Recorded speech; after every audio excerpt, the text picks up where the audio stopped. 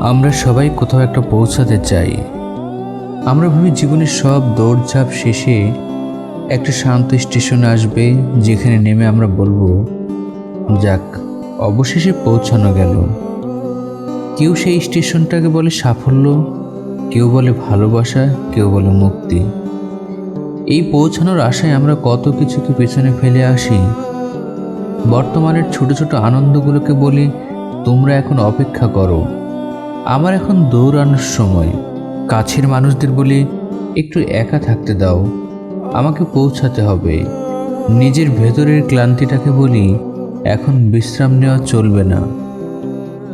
আমরা আসলে দৌড়াতে দৌড়াতে ভুলে যাই যে জীবন কোনো গন্তব্য নয়, জীবন নিজেই একটা পথ। এখানে কোনো চূড়ান্ত স্টেশন নেই। একটা বাঁক শেষ হলে আরেকটা নতুন বাঁক সামনে এসে দাঁড়ায়। যেদিন আমরা এটা বুঝতে পারি, সেদিন আর পৌঁছানোর জন্য দৌড়াই না, সেদিন আমরা পথটাকে উপভোগ করতে শিখি। পথের ধারের বনফুল, হঠাৎ আসা বৃষ্টি, কিংবা ক্লান্ত হয়ে গাছের ছায়ায় বসে থাকার মুহূর্তটাকেও আপন করে নেই। জীবনের সবচেয়ে বড় সত্যটা হলো, কোথাও পৌঁছানো যায় না, কেবল হেঁটে যাওয়া যায়। আর সেই হেঁটে যাওয়ার গল্পটাই আমাদের একমাত্র অর্জন। লেখা রিফাত আল মেহেদি।